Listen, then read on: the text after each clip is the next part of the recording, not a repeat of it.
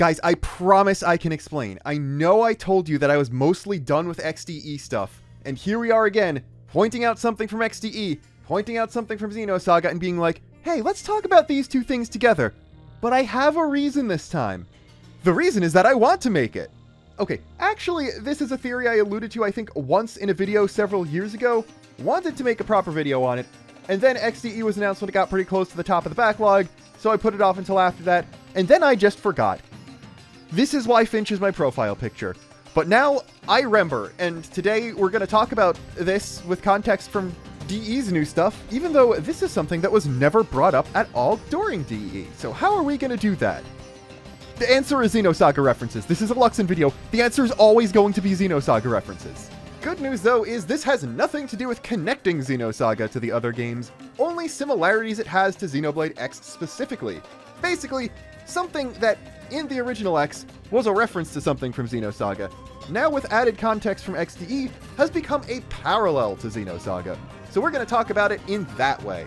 I will be spoiling Xenoblade X, including DE's new content, though nothing directly about Saga's story. I will only need to talk about lore stuff. And like maybe a couple facts about party members that you won't find out about until a half hour after meeting them or something simple like that. If you want to call this an XDE character file on Yelv, feel free to, but the character file name was only really intended to be used for characters that got substantial new content in DE and allowed me to say something more about their character than I could have from the original game. And this is mostly about a background lore thing that shows up only in Yelv's quests, and not the character of the man himself, though of course it is a stellar one. The TLDR is that Yelv is a laid-back and reserved member of the Reclaimers, who is the only character in the game to have a similar kind of amnesia to yourself. He's able to remember a little bit more, having memories of a childhood friend who also joined Blade and who he wants to track down, which is the main focus of his affinity missions. There are enough context clues provided early on that this friend is in fact dead, but Yelv seems to be in denial over it, only realizing that near the end of the last one.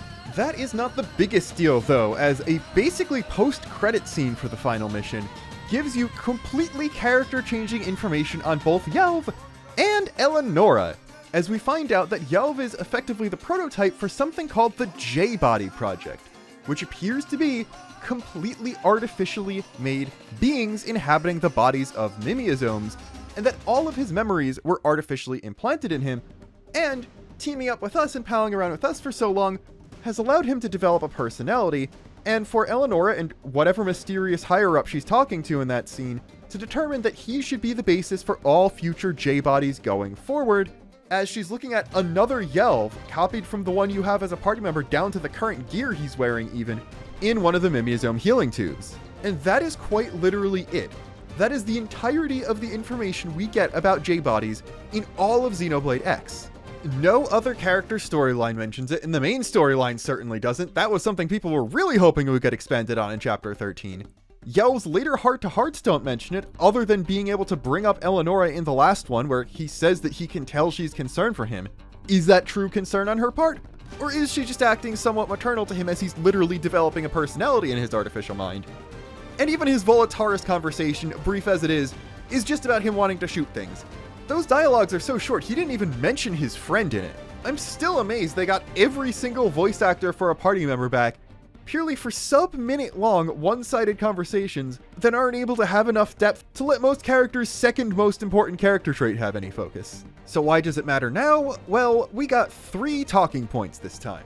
Number 1, Cross, the Avatar character, is probably a J-body.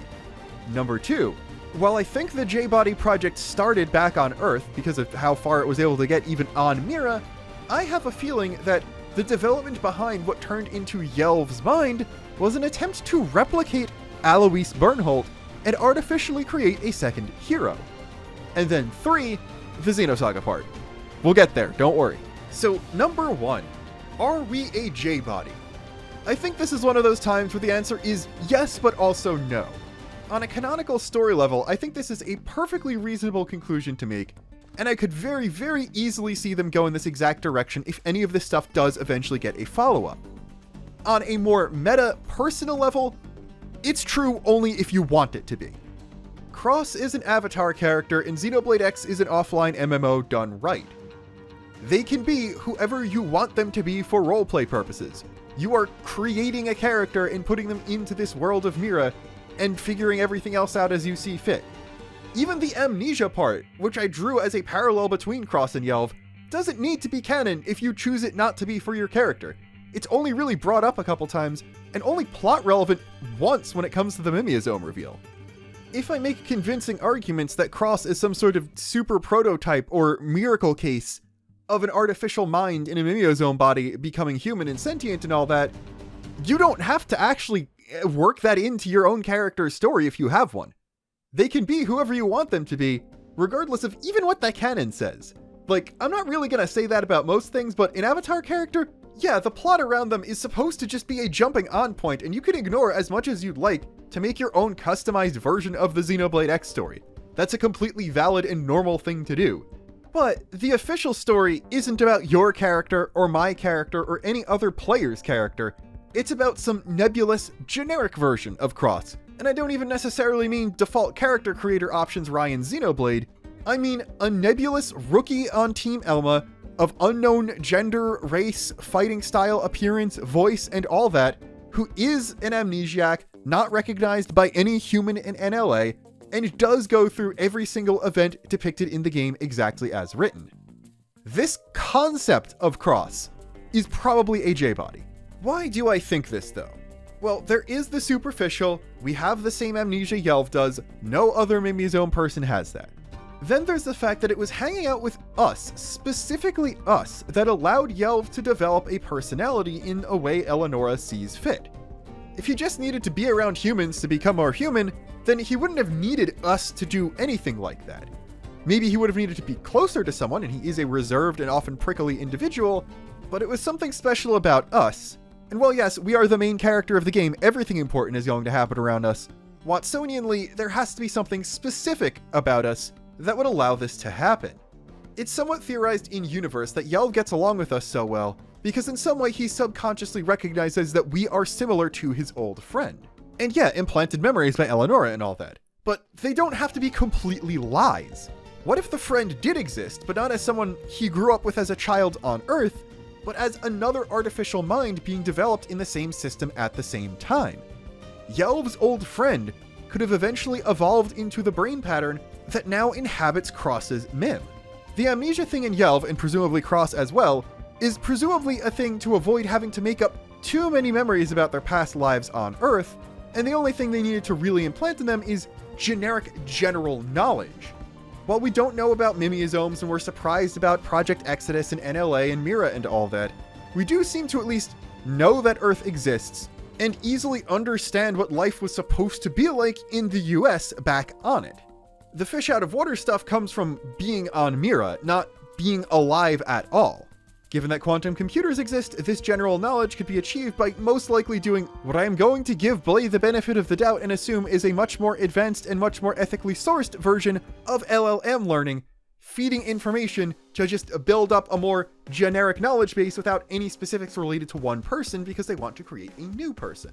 Instead of just immediately uploading these minds into Mimeosomes, it makes sense to have them interact with each other to see if they can stably do that before giving them too much input from real humans, so that could be where Yelv's knowledge of an old friend comes from, and when they woke him up in his Mim form, and he had memories of that, then Eleonora concocted the scheme to get him to find the parts of the dead Mimeosome and eventually figure out that his friend is gone, just in a way to further develop his personality, because it doesn't really matter what kind of knowledge he was uploaded with, he is still effectively a child in some ways, so having him learn about things like death is a reasonable thing to do, while also making him go through emotional distress in a somewhat controlled manner to see how he responds to such things. As for why Cross has completely zero memories, well, in part, it's to make them as clean a slate of a character as possible, so you can either project yourself or the character you have created onto them, which is why they have a bunch of battle dialogue options that are associated with a personality type, and some responses and cutscenes, but are treated as a silent protagonist for the most part. So you could also interpret that as them not being very social and only really opening up in combat, which, okay, to be fair, that is a lot of implied characterization you could give to them just based on that. A silent protagonist who only really opens up and starts speaking a lot while fighting. That could mean something. I don't know what it would mean if it does, but it could. So at least before becoming part of Team Elma and being forced to interact with everyone by her and Lynn, it is possible they also were a very reserved person who didn't either know or like talking to people, and their personality also developed through the story. Yelv was DLC in the Japanese version of the original game, and you can't get him until after Chapter 3, so Cross would have had plenty of time to come out of their shell as well. Anyway, as for why we have more complete amnesia, well, the Cross mind may have just not been developed as much as the Yelv mind, and was designed possibly to support his mind's development in the first place. We know that Eleonora is decided to go with Yelv as the basis for all of the other J-bodies, so there must have been at least one other candidate. Maybe she manipulated us and Yelv meeting for his affinity missions to test us against each other to see which candidate she wanted, or something like that. And then there's also, of course, our pod crashing far away from NLA and being forcibly woken up by Elma putting her credentials in, which could mean that whatever update didn't finish or something got corrupted or whatever. And that's the strangest thing, isn't it? We're the only person we actually know came from a pod that crashed outside of the city. And yeah, it's weird that this happened in the first place, because we know everyone being in stasis was a lie, so the only people in Mimiosomes now would be the only people who are in Mimiosomes, period. And they most likely would have just been in NLA for most of the trip. And then it's also weird that we're the only one found to have been flung away from the city in some sort of pod. As if we were the only person, besides Elma, I guess, remotely held in actual stasis. Perhaps because we were not a human in a Mimiosome. We were a Mimiosome that had tests being run on us, because our mind wasn't fully developed, and only things like general Earth knowledge and combat data had been successfully uploaded into us. At the very least, it seems like Cross was the last person to be recovered from a life pod, period, and at that point Maurice was already artificially inflating the numbers to try and make it seem like more people were being recovered than there were. Inoperable life pods are treasures you can find on Mira, but is it not too much of a stretch to say that those could have either been other J-body life pods, or just completely empty ones they used to try and uphold the illusion that everyone was in stasis? It seems like basically every single human was either in a life pod in or around NLA, or just already awake in the city, and the entire talk about recovering other humans was a lie from the beginning. I don't think it's quite this much though, as Lynn does heavily imply she was there helping Elma rescue other people from life pods in the past. She was just confused that, yeah, Cross was the one person Elma found on that mission, and not the larger amount that Maurice said it was. I do think it's kind of surprising that there are 0 side quests in the game to recover other life pods, but by the point in time Elma finds us, it already does seem like new discoveries have been drying up, and NLA is slowly shifting from building a functional city mode into active search for the Lifehold Core mode, so it seems like we just jumped in at the right point to actually be involved in important story events. There are other theories about Cross's identity, of course. I've always loved the Avatar of Mira theory, and especially post-DE, this would be a good idea to have Mira stuff be relevant even after the planet is gone, and still have a vessel for explaining answers about Mira without having to walk back the planet's destruction, go back in time, or discover that there were a bunch of Miras out there in the multiverse or something. Well, that's still possible. If Yelv was the actual final choice to make all of the other J-bodies off of, then maybe Cross is an anomaly. Maybe our model wasn't supposed to turn into someone as well-rounded and Ares capable as us.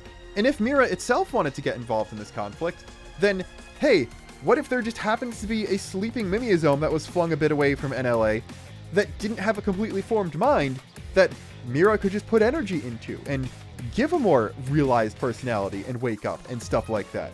This works for the whole upper domain existence too, or anything else you want us to be. That's not mutually exclusive with J-bodies. Cross just has to have started out as a J-body and then possibly gotten a spark of life from somewhere else, while Yelv was intentionally and actively developed by the J-body program and became alive through different means like that. And I do think that this could also be angled into a way to revive the rest of humanity, because, as I've said before, the Lifehold Core still has all of the biological data for every single person. It just doesn't have their consciousness. That's still out in the Rift. And if Cross was formed as a completely new life, by imprinting some sort of will onto a partially formed J-body mind, they could repeat this, but with the people's souls in the rift. Make some kind of proto-personality, stick it in a mimeosome based on that person's biological data, or just improve things, stick it in an artificial mimeosome brain in a flesh and blood version of that person's body, and then somehow draw the soul from the rift into the corresponding body, and that person is revived. This is even better because it sidesteps oops, we accidentally invented immortality implications and all the ethical stuff of only reviving some people and the like, because they would still only be able to revive the people who had their biological data stored in the lifehold. Everyone who died on Earth would still be permanently gone, which avoids a little bit of ethical weirdness and the possibility of invalidating the entire conflict by reviving all 10 billion people from Earth. Plus, this doesn't put you in a situation where it would be weird for Lau to not come back because his wife and daughter died on Earth, they already passed on. Even if they did still have his biological data, which I'm not sure they did after the events of Chapter 12, he wouldn't want to come back. This makes things so that the person's soul has to actually be willing to return to life to be revived, which I also think is a neat wrinkle. Let's move on to Phase 2 for a bit. Why do I think Yelv might have been an attempt to replace Al? This one's going to be short because there's not nearly as much to talk about here, and I also don't know if this was an intentional thing by the developers at all, while I think everything else very likely was, as it's not really clear if they knew that the hero's personality was going to be like Al's at the time of the original game's release and all of the Yelv stuff's writing. The concept of the hero obviously always existed in the lore even in the original release, and he was intended to have a much larger role, and there is even concept art that gets very close to Al's final design in the art book for that character, but we don't know if they decided on his personality before he was cut from the original game, or when they were writing Al for DE. But regardless, I think they do have some superficial visual similarities, and their personalities are a bit more alike than you'd think. We get kind of fast-forwarded into seeing Al's true colors because we're the only person he doesn't recognize around him when he shows up, so he's already acting like he is around people who've gotten into his good graces. Well, Yelv, we have to actually build up a rapport, and he's building up a personality, so he might actually be developing his friendlier side in real time as he gets to know us better and realizes that he actually cares about us. We don't really know anything about how he is canonically as a Skell pilot, but like all the other former DLC characters, he is depicted taking part in the assault on the Lifehold Core in Chapter 12, whether or not you bring him with you, and he is shown to be the leader of a Blade team, so he does seem to have at least some piloting expertise and some authority. I may be reading too much into this, but there's, I think, a very strong possibility that Project J-Body always existed. It was just always a classified US government project that Eleonora was already a member of, alongside probably whatever mysterious higher-up she's talking to, who I don't think is Vandam, Nagi, or Maurice. It seems pretty likely that none of them are even aware this thing is something going on.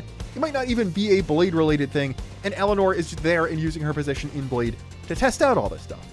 Regardless, though, this project was then continued upon the launch of the White Whale and on the way heading to Mira, and after losing Al, it was decided to try and make a new Al, because pretty likely Eleonora knew that the Prague Ares project was working, and hey, if they're trying to make a new Ares, they need a new hero to pilot it, so let's create our own guy, and then try to form his personality based off of what records and Skell piloting data they had of Al, resulting in Yelv.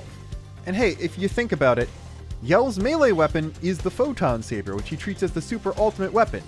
It's basically a 1/2-handed sword. His long-range weapon is the ray gun, which is, I think, the second longest range gun in the game, behind the sniper rifle. So, his weapon choice also kind of mirrors Al. It just seems like the kind of thing that makes sense. Like, they tried to make their own Al, and instead of getting Mr. Good Boy Super Robot protagonist lover of the American dream, wielding a long sword and sniper rifle like any true American patriot would, you get funny cowboy man with a lightsaber and almost as long-range gun instead. This isn't to say Yelv is some kind of knockoff of Al, he's clearly his own person, but my guess would be they specifically designed his personality to be as close to Al as they could possibly get, and when Eleonora did see that he became a completely well-rounded, but also distinctly different from Al person, she chose to go with him as the model, because he became his own person beyond just the bounds of what if Al was under different circumstances, so he clearly was alive. And that brings us very, very neatly on to the final topic. Yippee, it's all Xenosaga time, baby! In my opinion, J-bodies are the Xenoblade X version of Xenosaga's Realians. Simply put, they are artificially made humans. They're created using technology, and multiple copies of a single unit can be created, but they are distinctly biomechanical. They have a lot of biological, straight-up flesh and blood components in most cases, and they still need to do things like eat and sleep, but they're restricted in ways like their bodies can't grow and change over time and they can't reproduce. While Realian rights are considered an issue in universe and are a point of conflict between characters in multiple cases, they are given basic human rights and recognized as individuals, though emergency overrides to control their emotions exist, and there are still tons of people who discriminate against them. Not all of them are meant to look exactly like humans, and some of them aren't even humanoid at all, and their composition can range from carbon-based to silicon-based, like the Milsadi actually, interestingly enough. And, very importantly, some of them are designed to be carbon-based replicas of actual human beings. That does certainly seem familiar, doesn't it? And that is kind of the key difference between Realians and J-bodies. Well, yes, both inhabit artificially created bodies instead of just straight-up cloned human ones. As far as we know, Yelv's body is just a regular mimeosome, so it's actually exactly the same as what a human body is at the point in time of his creation. That being said, mimeosomes are basically the human replicating kind of Realian minus the artificial personality part, so the J-body project and creation of Yelv are just taking that last step to make something functionally identical to a Realian, especially because it is assumed that humans will get their flesh and blood bodies back eventually. And yes, Realians do have artificially created personalities, though in some cases they are based on real humans. And it seems like every Realian within the same series that has the same base appearance is given the same one, though of course due to lived experiences they can become differentiated, so each individual unit is a unique person.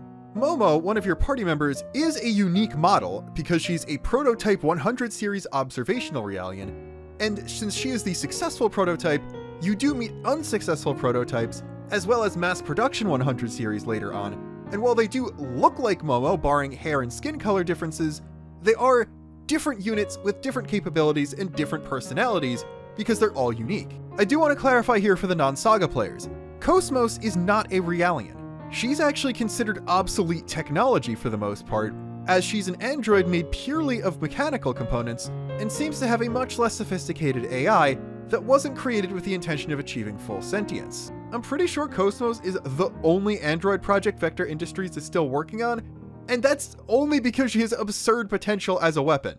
That I think is the important thing to look at. Realians are an established part of Xenosaga's world by the time the games begin. Their existence is normalized, though not treated with the respect and dignity it deserves. Not counting the potential of Cross, Yelv is the only J-body we see on screen, and seemingly the first successful specimen to be rolled out and mass-produced. So yes, that does in fact mean that Yelv is the Momo of Xenoblade X. Will this revelation lead to the advent of Magical Girl Yelv art? I don't know, but it seems more likely than Cowboy Momo art because her love interest in the Xenosaga games is the cowboy-themed character from that game, and I've never seen any of that. Anyway, in Xenosaga, Realians are sometimes used to interrogate the question of what truly makes a human. Yes, this is a very common theme throughout the Xeno series, but it's actually done in a similar way in both Saga and Xenoblade X specifically, because that question is basically inverted when it comes to the mimeosomes. Realians ask the question of, if humans can create something that's as alive and sentient as themselves. Mimeosomes ask the question, what happens if you ship with Theseus a human being? Are they still human? The Xeno series, of course being inspired by many sci-fi greats, tends to view transhumanism as a change rather than a metamorphosis into something else.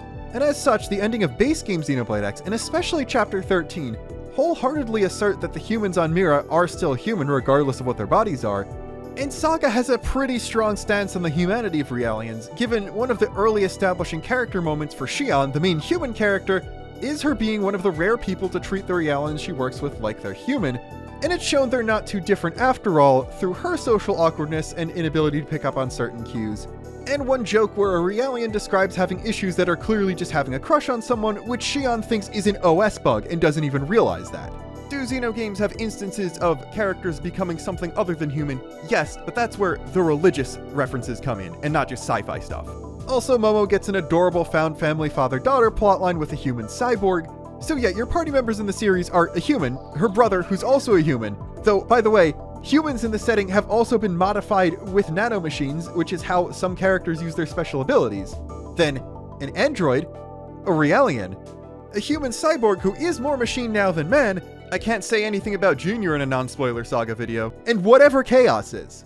JRPGs having diverse casts on purpose is a pretty common occurrence, but this group of characters all coming together and treating each other as equals is carrying a somewhat different message than when most other games do it. This is far from me saying that you're not supposed to draw any real-world parallels with anything like that in Xenosaga. I just think that the main point in this specific case is to show that quote-unquote pure humans don't exist anymore, and the line between human and non-human is already so blurred it might as well not exist.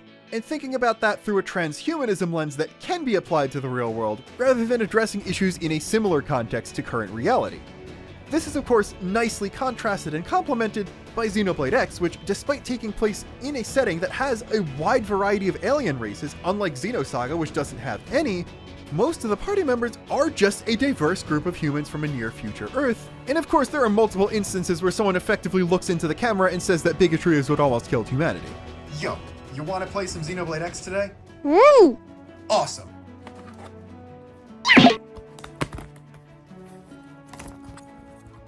Wait, is Xenoblade... All this discussion is neat, but there is kind of a conundrum when it comes to Realians in Xenosaga. And that is the fact that the collective unconscious exists explicitly in that setting. And that's where the consciousnesses, or effectively the souls of people, go after death. So there is some form of afterlife. But what happens to Realians? If they don't go to the collective unconscious, are they some lesser degree of real or alive than humans are? This is something that's never directly addressed in the series. However, supplemental material after the end does in fact confirm that Realian consciousnesses are treated the same as human ones. They have souls that exist, they go to the same afterlife, and they are the same while alive, just in a different kind of body.